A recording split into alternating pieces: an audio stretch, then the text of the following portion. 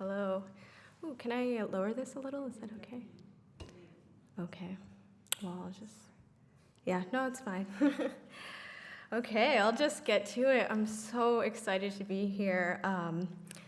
While brainstorming a list of the most feral writers and academics with my friend Ryan, the two writers that immediately came to mind were Bhanu Kapil and Fred Moten. When Christina Davis told me that the two would be reading together, my head basically exploded. To say I am honored to be introducing Bhanu and Fred tonight would be a gross understatement, and I've been going around telling people that this is basically the highlight of my life. So Bhanu Kapil is an assistant professor at Naropa's Jack Kerouac School of Disembodied Poetics and a faculty member at Goddard College's low residency creative writing program.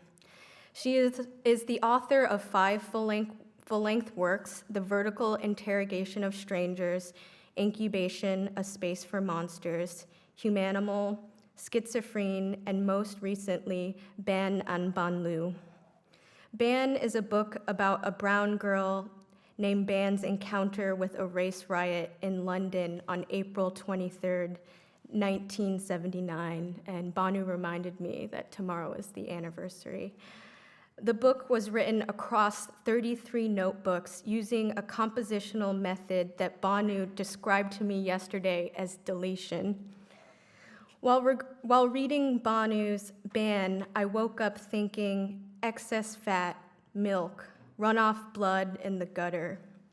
I was trying to blurb the book, and this is what I came up with. Ban is she who cannot be written directly, she who must be written around, she who must be written in collaboration with the dead. The way Teresa Ha Kyung Cha's dead tongue licks the book yet unwritten. The way bodily detritus becomes the meat of the book. Ban is the placeholder as book. Ban is all substitutions. Ban is the shout out as genre. Ban is cut. Ban is all cut, and the violet light bursting out of the cut. Ban is the leftover bacon grease. Ban is a blood stain on the pavement, bibliomancy, a brown girl on the floor of the world. Ban is a wolf between the forest and the city by way of Agambans banished. When I mailed Bhanu a chunk of menstrual flesh in an empty spice jar, when she returned my letter to show me it was covered in my blood, when she buried the glass pink globule in the garden, was this exchange of flesh and blood writing? Is the act of discarding itself writing? Ban is a trace of what has been discarded. Ban is a study of the transmogrification of body into light when it is struck by a pink lightning bolt. Ban is half dead and escaping on the hide of a pink dolphin.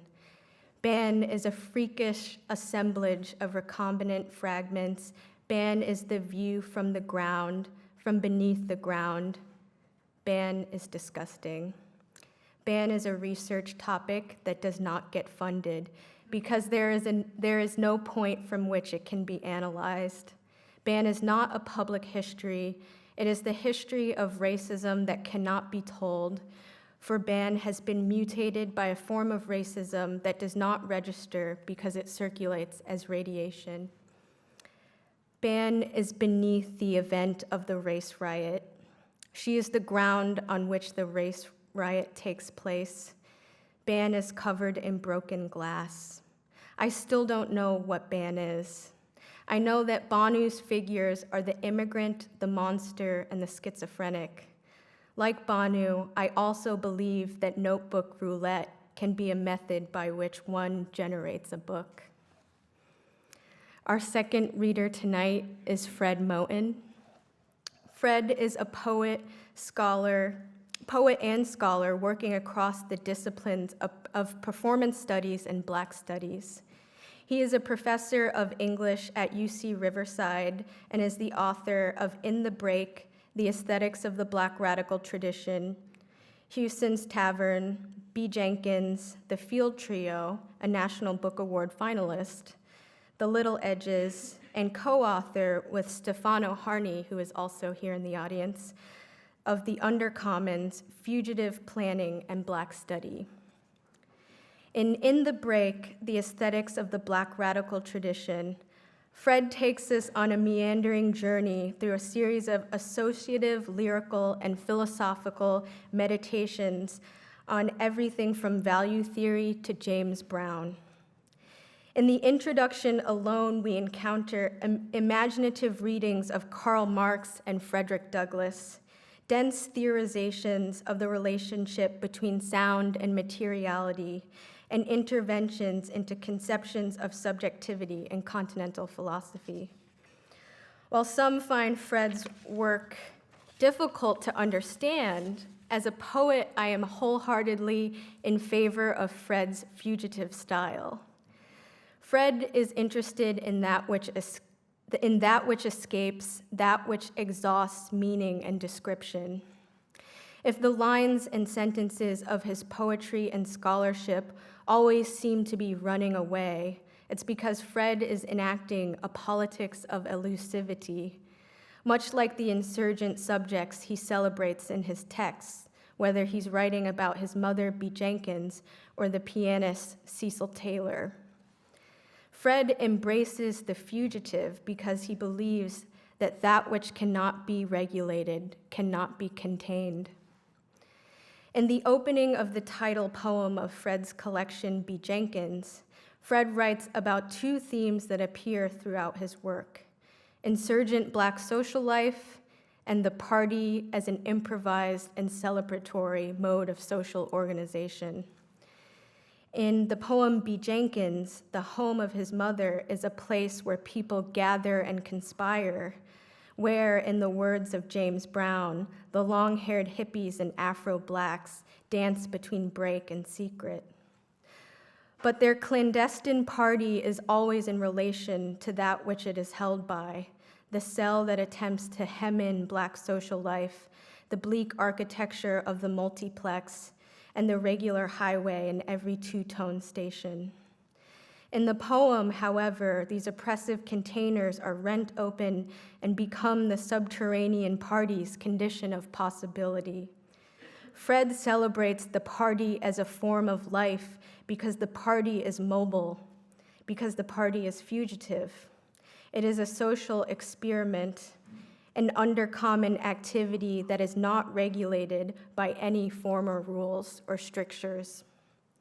As Fred and Stefano Harney write in The Undercommons, quote, "The plan is to invent the means in a common experiment launched from any kitchen, any back porch, any basement, any hall, any park bench, any improvised party, every night."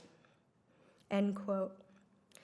To plan is not to control how and where people come together, but to invent new experiments that enable people to live their lives in common. Please join me in welcoming Bhanu Kapil and Fred Moten.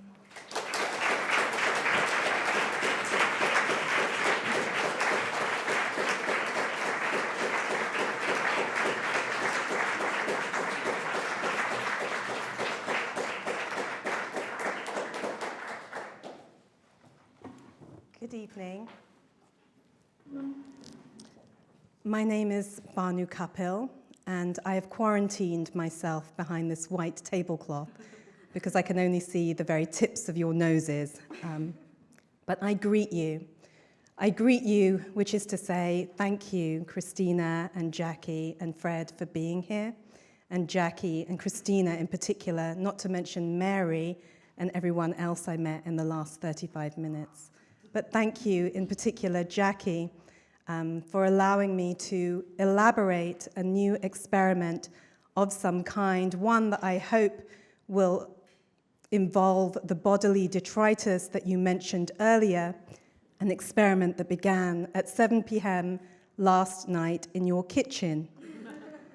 So that is my dream, that I can present a kitchen experiment tonight. But also, I must mention the ocean and the fact that every single reading that I've given this spring from my book, I have deleted. It is very unfortunate, and I'm quite determined not to do the same tonight. So I do have a little plan of what I want to read. However, some of my work is fiction, and some of it is something that resembles the poetry of the great swan on the River Thames. You know the one with the dirty beak and sooty feathers, the grimy swan. And I wasn't sure how to read from both sections of the book, so I thought simply because I calculated that it's almost 7 p.m. Am I correct? Is it almost 7 p.m.? What time is it? 6:20, okay. So in 40 minutes, it is April the 23rd, 1979 in the United Kingdom, which is to say it is April the 23rd, 2015, which is to say it is April the 23rd, 1979, which is the night that I unfold in my book. And so I thought I would begin by bringing a little bit of that neighborhood scene and link it to the vibration of this, quite frankly, so beautiful duck egg blue chandelier type setting that I never imagined that I could ever be in my whole life. I lived next door to a very naughty boy called Stephen Whitby. He was a member of the National Front Youth League. He had a shaved head. He had boots that he tightly laced to his knee. He was a terrible child. The only person he was scared of was my father, which perhaps gives you some idea of how frightening my own father was. Every morning, Stephen Whitby would wake up and go to the doorsteps of our Gujarati and Kenyan neighbors and empty the milk bottles that arrived very early upon their doorsteps. They were covered with red foil for the extra cream and silver foil for the low fat.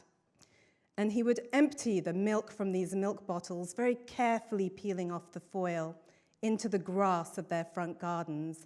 And then he would refill those bottles with what I have to say was a rather copious amount of urine.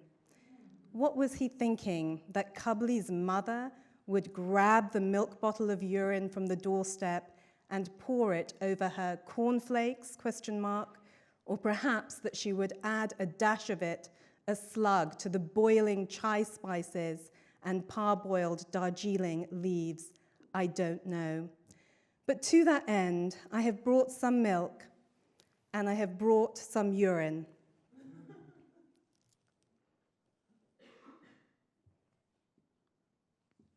I'm just going to roll up my sleeves. And if you'd like to stand up for the next 1.5 minutes, you are quite welcome to.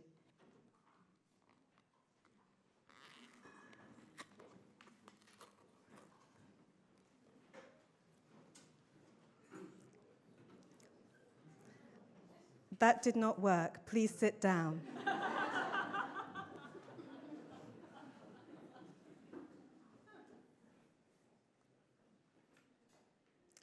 This is the milk.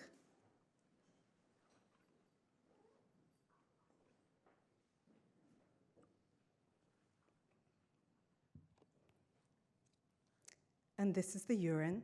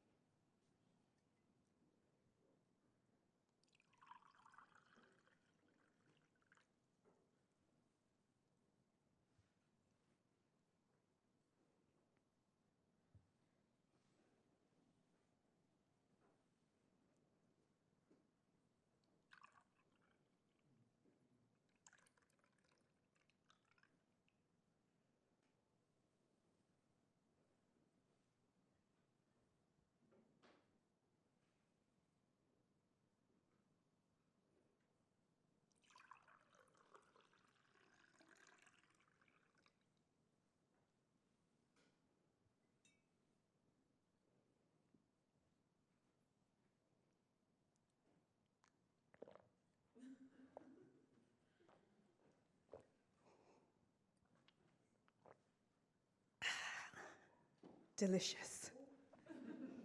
And now I can begin.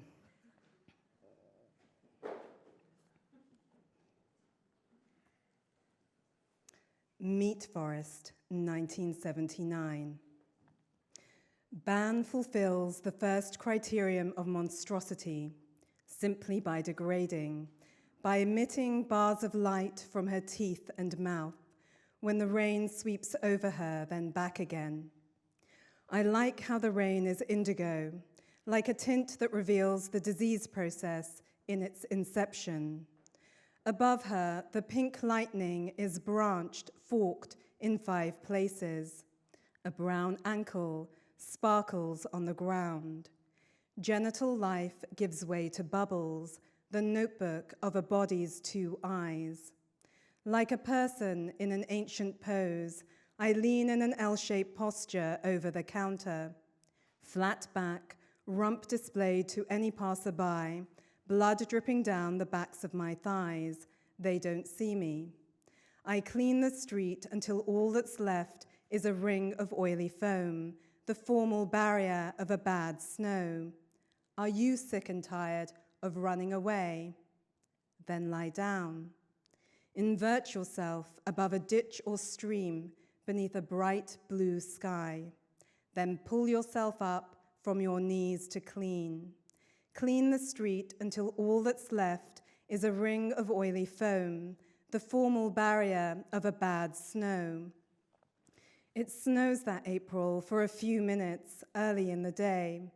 Children walking on the Southall Broadway open their mouths to receive the aluminium snowflakes. In their bright pink and chocolate brown dresses, tucked beneath the heavy blue coats, these immigrant children are dazzled by the snow, even though they were born here, a train ride from a city tilted to receive the light, its sprig bending over in the window of the pretty bank.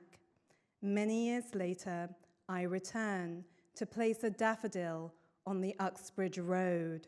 Is zinc an element? It's a sheen. Spread it on the ankle of Ban. Is there a copper wire? Is there a groin? Make a mask for Ban. What is Ban? Ban is a mixture of dogshit and bitumen ash scraped off the soles of running shoes, Puma, Reebok, Adidas. Looping the city, Ban is a warp of smoke. To summarize, she is the parts of something remixed as air, integral rigid air, circa 1972 to 1979. She's a girl, a black girl, in an era when, in solidarity, Caribbean and Asian Brits, self-defined as black, a black-brown girl, encountered in the earliest hour of a race riot, or what will become one by nightfall. April the 23rd, 1979, by morning, anti-Nazi campaigner Blair Peach will be dead.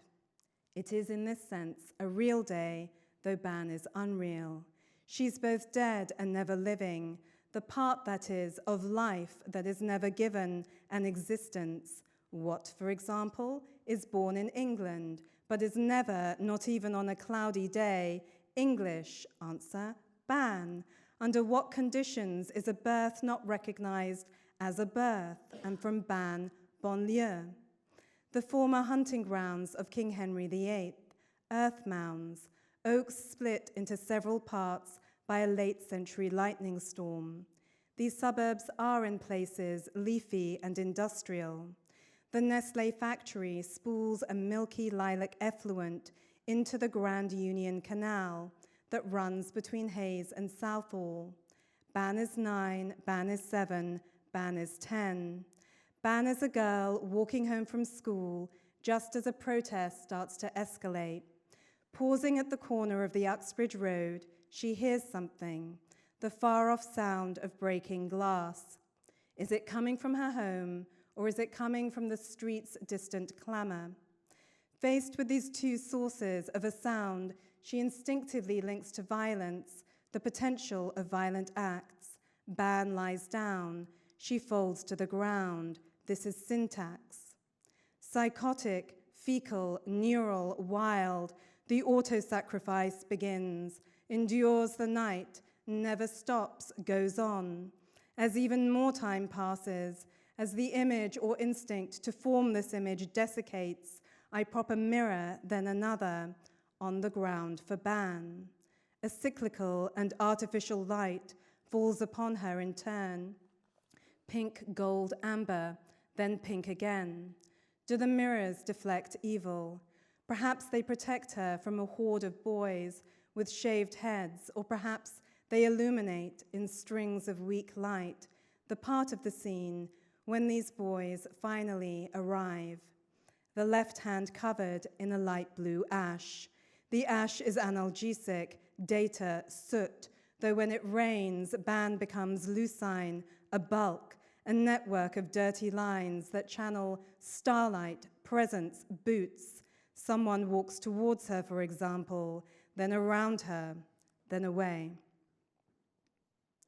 I want to lie down in the place I am from, on the street I am from, in the rain, next to the ivy, as I did, on the border of Pakistan and India, the two Punjabs. Nobody sees someone do this. I want to feel it in my body, the root cause. Cobra notes for Ban. I want a literature that is not made from literature. A girl walks home in the first moments of a race riot, before it might even be called that. The sound of breaking glass as equidistant as happening, coming from the street and from her home. What loops the ivy asphalt glass girl combinations, abraded as it goes? I think too of the curved passing sound that has no fixed source. In a literature, what would happen to the girl? I write instead the increment of her failure to orient, to take another step and understand. She is collapsing to her knees, then to her side, in a sovereign position. Notes for Ban, 2012, a year of sacrifice and rupture, murderous roses blossoming in the gardens of immigrant families with money problems, citizens with a stash, and so on. Eat a petal and die if you have to. See end gate, serpent gate, hole. I myself swivel around and crouch at the slightest unexpected sound. When she turned her face to the ivy, I saw a cube of foil propped beneath the vines. Posture made a circuit from the ivy to her face. The London street, a tiny jungle, dark blue, slick, and shimmering a bit from the gold-brown tights she was wearing beneath her skirt. A girl stops walking and lies down in a street in the opening scene of a riot. Why? At points, it rains. In a novel that no one writes or thinks of writing, the rain falls in lines and dots upon her. In the loose genetics of what makes this street real, the freezing cold, vibrating weather sweeping through southeast England at 4 p.m. on an April afternoon is very painful. Sometimes there is a day, and sometimes there is a day reduced to its symbolic elements. A cup of broken glass, the Queen's portrait on a thin bronze coin, dosage, rain. This is why a raindrop indents the concrete with atomic intensity. This is why the dark green, glossy leaves of the ivy are so green, multiple kinds of green, as night falls on the skirt, the outskirts of London, les banlieues.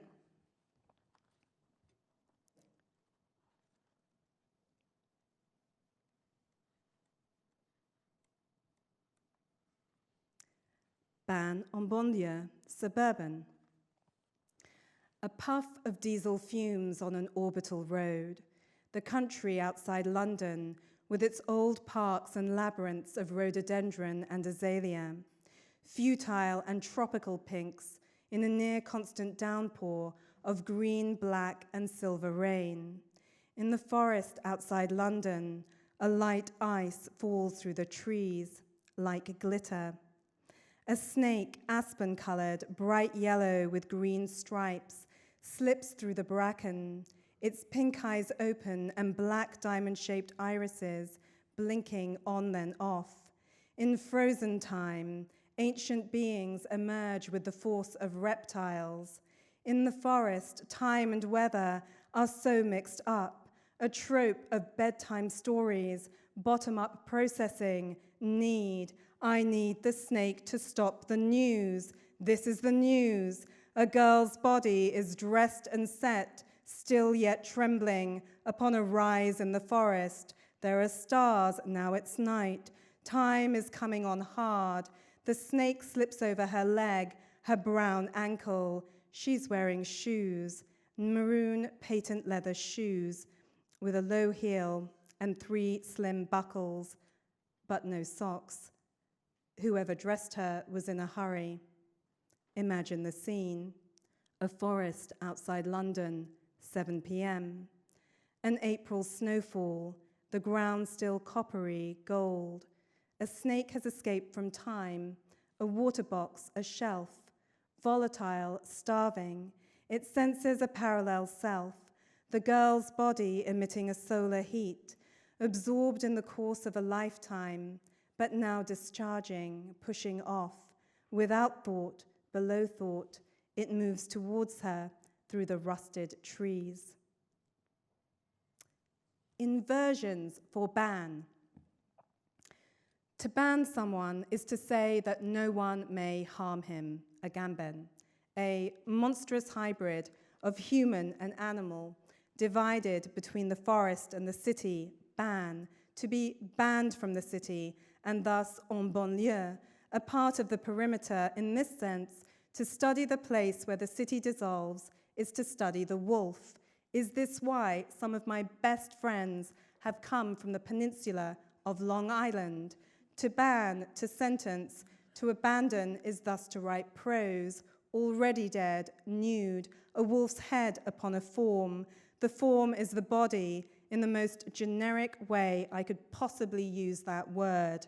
The nude body spills color, blue nude, green nude, the nudes of prehistory, in a pool of chalk in an Ajanta cave, Agamben's thought familiar to me already from the exchange of Arjun and Krishan on the battlefield.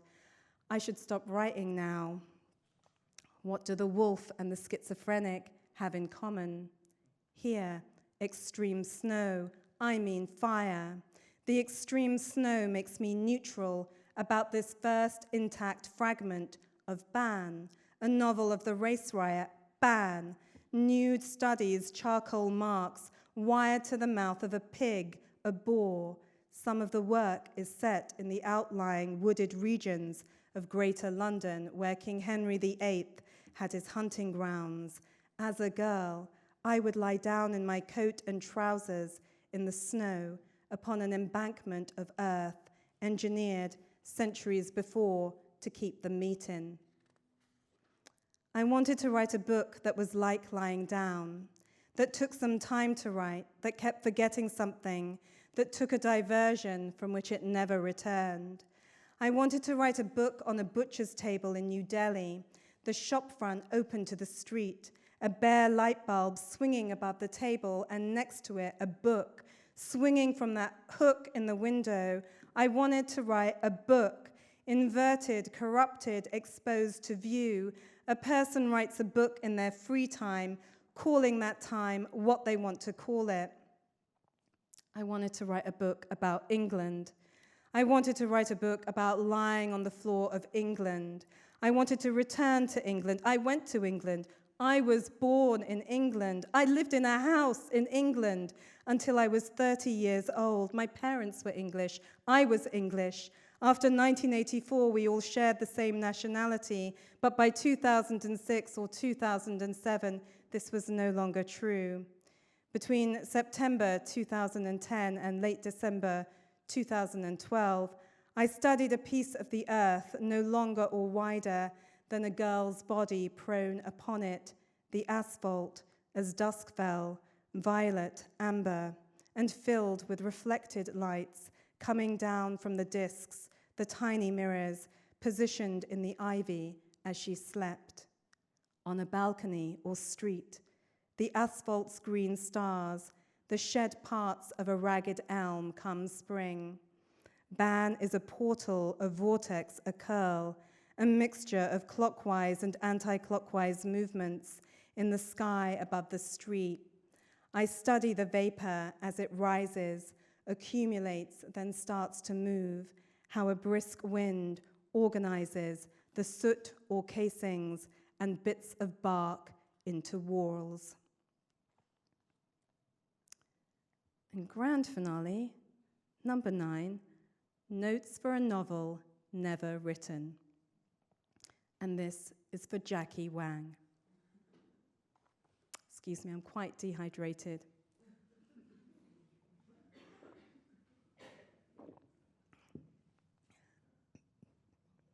Excuse me.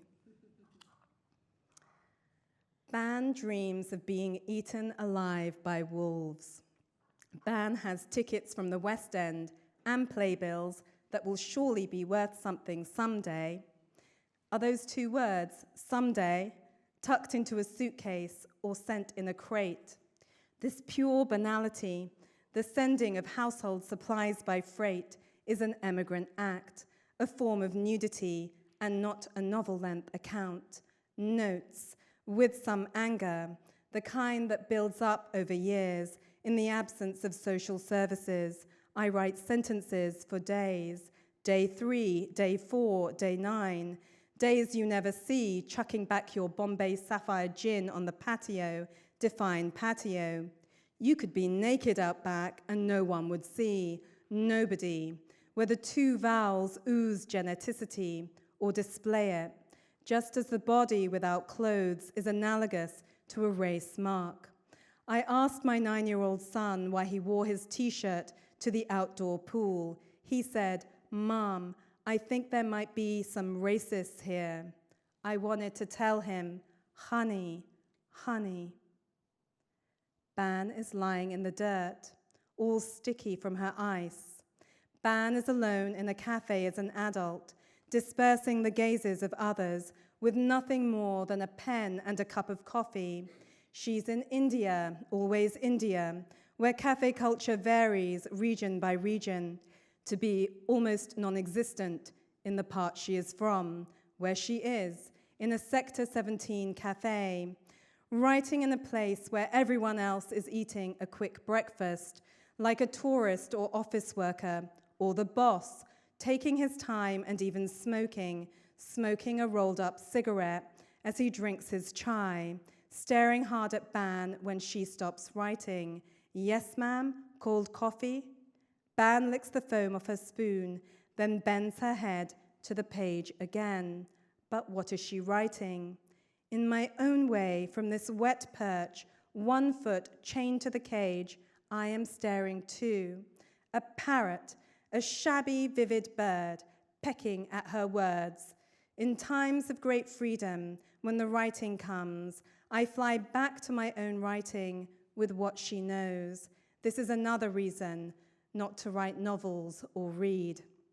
To summarize, I don't want to have sex ever again in my life. I don't want it if it means partnering with a white man, a man who takes your polka-dotted dress from you and puts it on, or leaves it on the brown plastic tray with the remnants of breakfast outside the door for a late morning cleanup.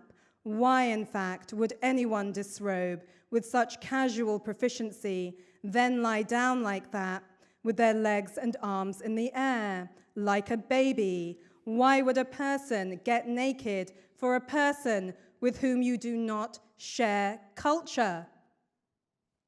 Ban. I don't want it. But if Ban is a fundamentalist, if Ban converts at some point to the radical ideal of the body as somehow untouchable, the very thing you cannot reach, then at some point she'll have to take off her kit. Sometimes I see Ban in the dirt of the place she is from, Ban lying down on a sidewalk in London, without resistance, beneath the ivy, at night, like bones before they are bones. like eyes in the time that follows talking. Thank you. That is the end of my fake novel.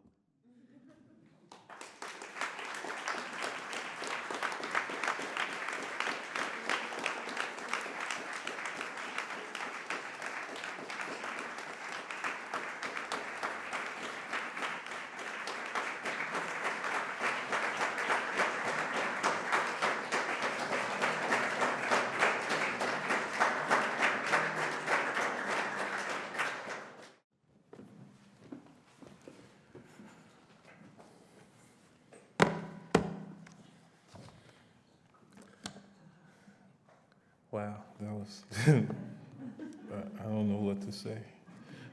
I mean, thank you for being here. Thank you, Jackie, Christina, Mary. Thank you, Bhanu.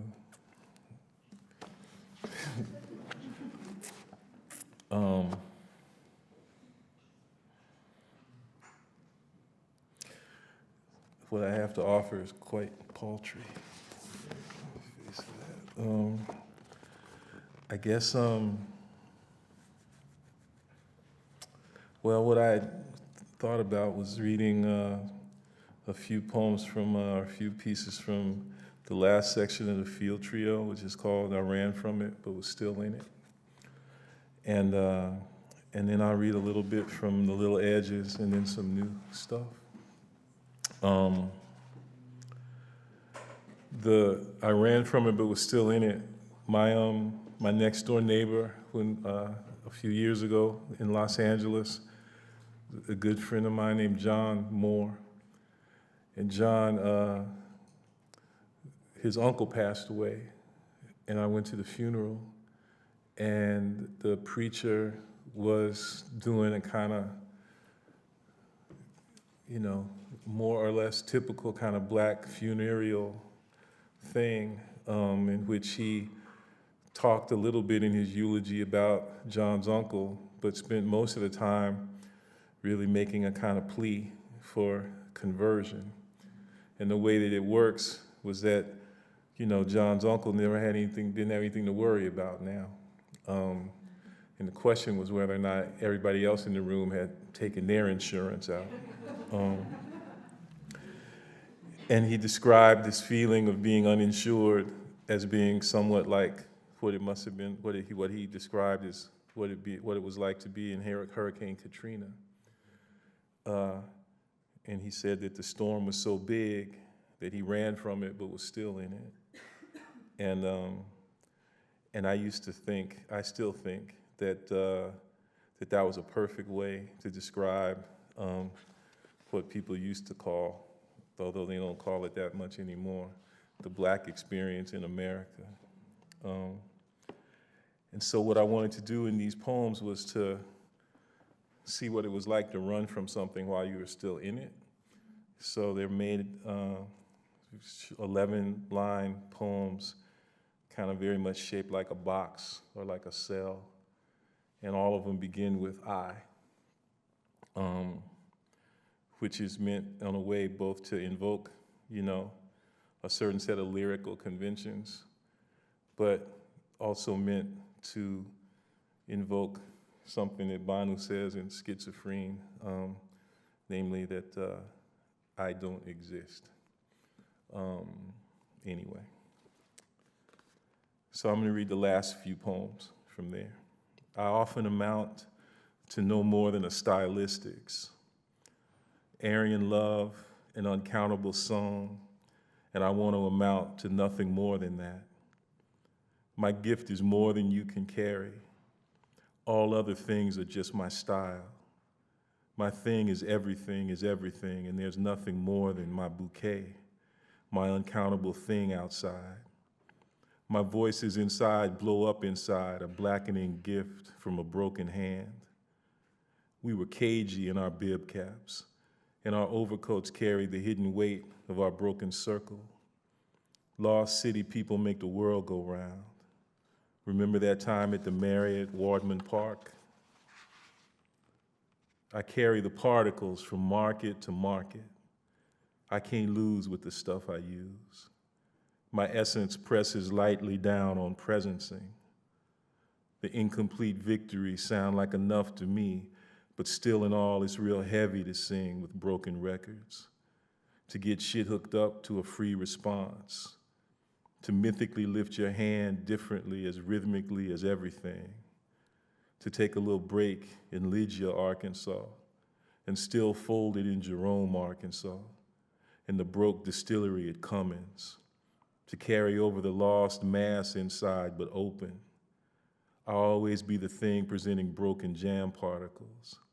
I come from the city of markers. I'd like to put a surprise in your lunchbox just for you. I know you'll know the resonator and a good strong piece of peppermint and how that go all the way back to Lake Mead in Engelstead. You can put moves inside little bits of colored paper and put it in a chest for all their friends to open up and not remember. Say a little prayer for you as a love song from mother to son, and that's cool, and you know that. If I hold my hand to my cheek when I breathe her name, that's like a piece of hard candy in your lunchbox and your cell block. I like to be able to give you these things from time to time. I circulate Babylon and translate for the new times. Secret runaway ads brush and cruise each other in the Project Runaway, in the brocade and panache of intuitions, in their bracketed patterns we wait to boom, their hands poise chiffon and counteract red fleece. Their perro is a stone, a Pedro flying down a red top with a blue scarf flying. This is all limited by mama's black beads. One give him comeuppance on the bottom lip, between that one and that one that rubbed that thread, a uniform of tongued blemishes and star frets on sideways. My old guitar just loved to sing. I can't love nobody but the poor. Misunderstanding pan tuning is our luxury. We need a little ointment on the edge. Our mannered labor wear the workout that the people always gather when they play mas. Even if nobody wants to be out here but you, it's okay. When you sing what you don't know how to say, the saying turns. We buried all of them on less than that. We turned away from the grave and fell out.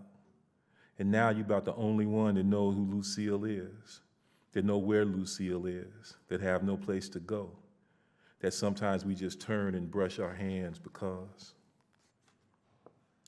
I like to enjoy myself.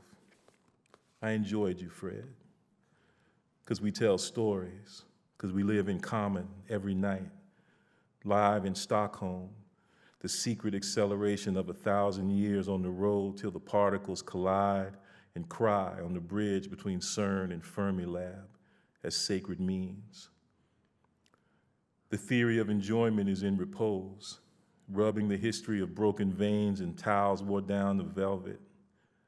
The theory of enjoyment puts itself in danger to remain still as a part of breath while the sails glide. When you can't do no better, the feeling of the theory of enjoyment is solid, the experiment of the ones who live to eat enormously. I am foment. I speak Blinglish. At work they call me, but I don't come. I come when she called me by my rightful name.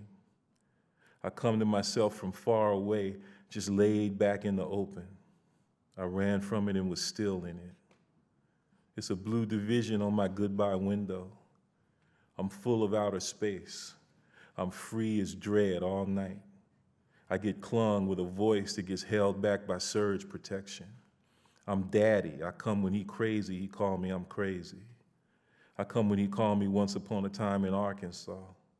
When the water come, I come to the unprotected surge and division in my old new sound booth. I am F. Moten. I'm gonna read some stuff from just one section from the Little Edges. So basically, this is a kind of thing that I wrote for this kind of conversation that was put on at the Museum of Modern Art. and it was organized by Ralph Lemon, and it's called Hard Enough to Enjoy. Ralph Lemon was born in Cincinnati, Ohio. Queen Records infant archivist and rhythmicon, his contributions to the theory of gravity, a flown-crawled choreograph of attractions breathing the variously collided particles of Isley, Collins, Wilder, Troutman, Fleetwood, and all the ungendered fraternal players of Southwest Ohio, are crucial to that terrible arc of funk and flesh of which impossible mothers speak with electromagnetic slide. Later, charged with the blackness of physics, its extra-legal social surrealities, in search of conceptual thaw, having survived the river's violent flows and squalls, its seizing distancing, but drawn to the river of rivers of rivers, Lemon began a long series of residencies and itinerants. His efforts, filed under vanishing and binding, disappear in the world's most important collections and divisions. Our clearing is patrolled as a series of air, spirals in conjunction made by pointed running. It was affirmation where we learn how to talk by walking pointedly, to organize air off stride by tapping like a lion. My touch, my mouth all fixed to say these words, my listening in winter, my mirror glancing, big-eyed cartoon, all this in there as an audible surface that my eye wants to help you think about as you feel me. Feel me? That's why I always ask you if you feel me, because I know you feel me. I ask you if you feel me because I know you feel me. Another alignment of questions, and I could be having a Coke with you. I could be riding around with you like elements in an open field, spinning in ourselves till our supports collapse into a choir, a battery of iron on the floor, a pallet on the floor, a plywood blanket for some intimate unrest. All these layers of not returning to before and before, here come, here come, here come, are flowers made of crystal and crusted syrup. Our seasoning is ham bone, and our self-abuse are swirling coattails and chant array. Big leg cartoon, perform our box of wonders from the Book of Wonder. This order winds its way around the hills out from Oxford. Everybody fell in love with everybody hollering, everybody waiting on everybody whining, everybody tapping and wobbling, the kettle whining, everybody struggling to play, everybody straying while everybody come and go. We couldn't wait for Labor Day and Ophir's bright-edged fusillade and savor. We couldn't wait without remembering them buried all together. Folashade Thomas echoing and leading, winding at the head of our wailing abbeys forming with pleasure and abandon, tarrying, tasting in abandonment, in stepping and studying while we came. Going nowhere, going everywhere, here come marching. This burled expanse of welcome homelessness sound like marching. Here come last time. I sat and waited for you to leave. Ain't I gonna see you no more? How can you stay? The southern question of travel makes a joyful noise and moves slowly in awareness. Now we can speculate on the relay of our common activity, make a circle round our errant roots. Dancing is what we make of falling. Music is what we make of music's absence, the real presence making music underneath. I'm exhausted, so my soul is rested. Ralph Lemon was born in alternative Mississippi. Like many alternatives of Mississippi, he was schooled in a chain of monastic launch pads, reading under conceptual repair, making arrangements and the theory of repercussion. In repose in the experiment, set at an angle, just a pausing while a sitting and a rocking, just posed against standing, still inclined to engage in forensic study of the auction block of ideas and its stained wood, but open also to her echo, his efflorescence. Nothing. What else can you expect from corrosion in bloom? Corrosion in bloom is all you can expect. All you can expect is everything. It's hard enough to enjoy. I read one thing. Sometimes you get in the habit of like not reading stuff, and I don't know why. But anyway, this one I never read. I don't know why, but I'm gonna read it now. It's called Test, and there's a couple of epigraphs. A small and still isolated incident in New York shows what can happen if authentic authority in social relations has broken down to the point where it cannot work any longer, even in its derivative, purely functional form. A minor mishap in the subway system, the doors on a train failed to operate, turned into a serious shutdown on the line lasting 4 hours and involving more than 50,000 passengers, because when the transit authorities asked the passengers to leave the defective train, they simply refused. That's from Hannah Arendt on violence. The second epigraph. More than 50,000 subway riders were stranded in the tunnels of the IRT 7th Avenue line last night after passengers on a defective train at 110th Street refused to leave as instructed by transit authority employees. According to the transit authority, the trouble began shortly after 5:30 p.m. when the doors on a northbound train failed to operate correctly at 110th Street and Lenox Avenue.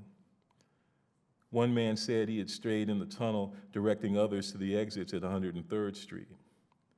I acted as though I knew what I was doing, he said, because people usually believe you when you do. That's from a story by Robert McFadden in the New York Times, January 4th, 1969.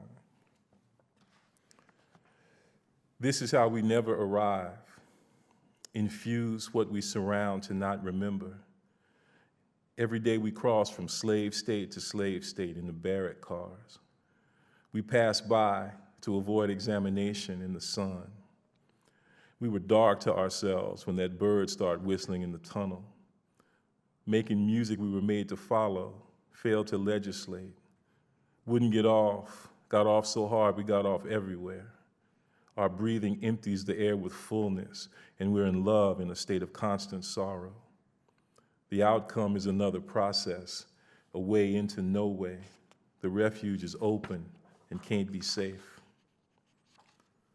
The mobile engineer put some alternate Dutchman pressure on. F-train stand for fuck whoever won't ride. The private investor's inability to afford himself is more and more clear as a general costliness. M2 just going wherever they want to. People need to get to church and it's a bike tour. You can't drink that store-bought coffee from a flying saucer.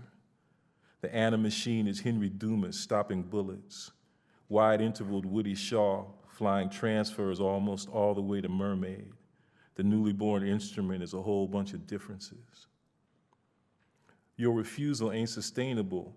It just can't sustain itself. You do what they say till you die like a dog. Too much stress on the impossible one. We stress this past the point to bring the history of getting down.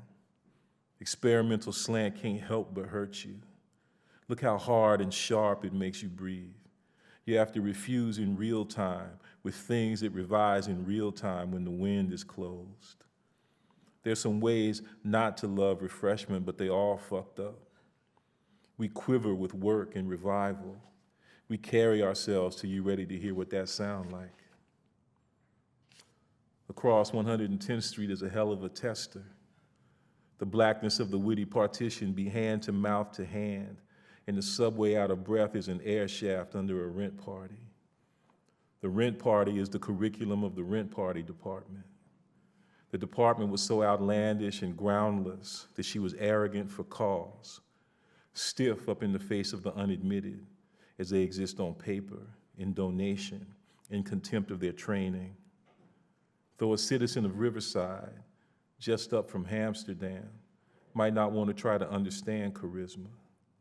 Like Kenneth Warren, she didn't know what African American literature was.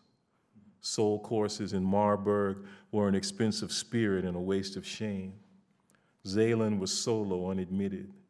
Anecology of the supplement department, the burnt fringe of speakers, La Coping strata, bottom and jug off-centering. Everything, every good, every trumpet was deported by her voice, which was never more than enough from holding her breath on Riverside, where you can still feel the burn of the Eastern question. Eastern man alone in her caress, fiending rub study in the desert, in the church of the unnaturals. There's a riot going on for the making of black revolutionary stone on stone. So I read some new stuff.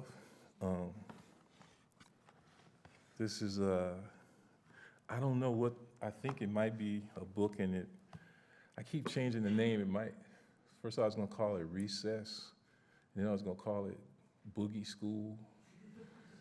And then I knew I couldn't call it Boogie School because it's just like only so much stuff I could steal from Nate Mackey, you know? It's like, you know, he's getting embarrassed about it now, so. But now I think I might start calling it colorature. Maybe, we'll see. But we'll see. I got a few things I'll look at. This is called Ooh, but it could be O. Okay. Groove conjecture in ruthless happiness. Oh, ooh, oh, absence and contusion. Rehearse and strain in the new colonial rubble. Sufficient for grounding refusal in plaza. Real grammar is weed ecology. Outburning of outbuilding. A bloom surround a picture of nothing but surrounding there she go. The essence of it is way outside. Multiple scenes for exhausting the pure multiple speech of impure release. Send her thighs anacomputable flex through past and future. Big Mama's ana-recombinant anima be impossible to dress. Nothing like no makeup for the more plus less than ones had been reduced to a target of him making himself up, faking himself whole, pushing wholeness on the hold, still riding old paint, still riding old paint. Stop riding old paint, goodbye old paint, I'm leaving Cheyenne. We emerge in the wide border where Alton and Hortense persist in simulation. Mooged boogie oogie, Munyo stuga booga, boom-bridged exformation, self-stimming itself away up under all that surfacing for scratched surfaces, the surfeitry of our raggedy-ass circuitry, till we all decide to improve. What's Enderjet plus Enderjet? Enderdragon. Can't expect how math go groove. Ooge. Then a more its notion can't send understand. We a message when we. This is O2. Here I go in my black forest. What it is with the real groove rolling through the burial and deep frying of my hammer and horn. Here goes some lip-smacking swine and a black spear. It's an appositional quickness we stuck on. The first 6 books taste good, and you pale when you become an observer. When you make your observations on being an observer, when your ruler takes over, we detonate and chant and dredge the sea. If I ever even try to stop singing this, you can eat my heart. Till then, I'll be trying to kill you every day. I say this not to you, as if you were there, or you, but to the house band. This head just stay in the air. We must be our own dream, huh, Miss Jackson? I would be so quiet when I stole into the kitchen to get my cookie, which you said was mine without ever saying, so you could dream about me doing it again and again while falling, still falling. Your air just out of reach, all information blown away, all that fabric inside, the gravity of all that free love. I have a really good friend named Arthur Jafa. He's a great filmmaker. And he's a great filmmaker. And he's got these amazing ideas for like big, huge films, you know? But he's too good for these ideas to ever get made, you know? And however many $50, $60 million it would take, or $100 million, and he's probably never gonna get the money unless one of us hits the lottery. And part of the reason that he'll never be able to make these films is because he has ideas like this. He called me on the phone and I said, yeah, man, I want you to write a voiceover for me. He said, I want you to write something in the character of one of Michael Vick's dogs. So I'm like, okay, man, I shouldn't enable him in this kind of stuff, right? Because he ain't gonna make it probably, but it's okay. He's actually made amazing films. He was a cinematographer on Daughters of the Dust, and it just made recently this great documentary called Dreams Are Colder Than Death, and he's brilliant, but anyway. This is called Michael Dog.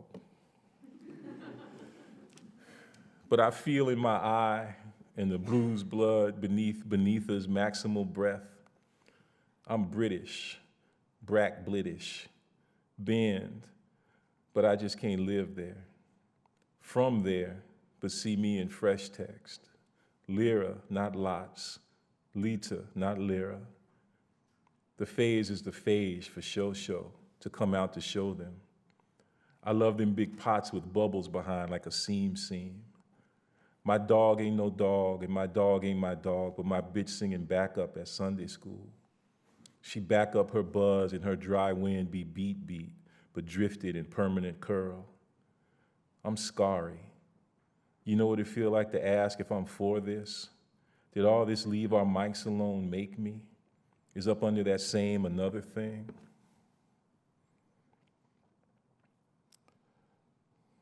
Ophelia is the chapel. Blue ride, serial blur. This the bruised blood blues. Recessive natural blue be down here on the ground. Can't share, but show can style, but show can scan. The monkey live here, you visiting, missorption. We been gone here. Tom Zay been upstairs in the water. Every Saturday night. Recess is flat out jump sweet. Bliss is stress, no pressure. A rhythm fisher, a hiss, fresh on the porch, gravity and air past portraiture, falling apart as little New Orleans. How long can we say how long we've been here?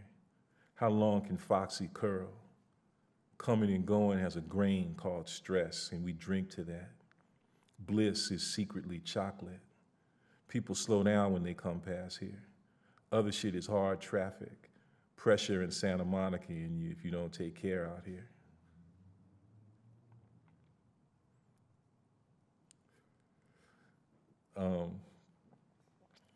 You ever written something you're embarrassed about? So, but shit, I ain't gonna ever be embarrassed again now.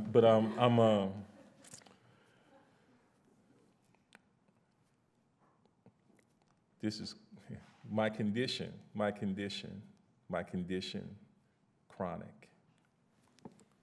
Musical condition, dystonial smear, homuncular fist, disorganized clust, kitschy, ya, geechy, ya, here, kissed. Logic board, breakfasted, kojic tongue can't fall for dancing. Wonder how much sleep when she sang that shit at the White House. Big lewd lyric selfie. Suck my dick, motherfucker. Hallelujah, I love you so. That's who. Come up on the curlicue and stealing. Vocation trans-spear informal and blunt community hue. Shit be rough-hued. Be round like Hugh sing for his sister, and she pray like a tree we guess we planted as we be blue as we can be. Fade and flow just end after a while, but we endlessly accrue. On Vocalion, toe up. We up in there just because it feel good. Up in here, there's a divinity that we be cleaving to, like Ghost Dog. Young lord of the general sword, we the general hue.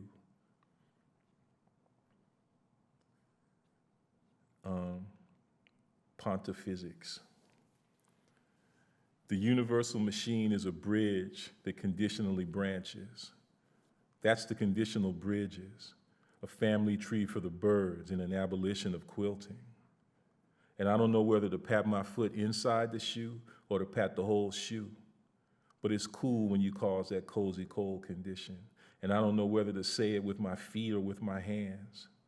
The thing about the other man and his crappie market, his honey Coles' thing, and all that showing, new Arethas in the mixing, on the phone, on the question of life and contracession, in new aviary mixing. The universal machine requires a mechanics of flesh so the quantum anomalies can be followed. That's what we'll always be, inseparable. With Woo for Hillel by Holland.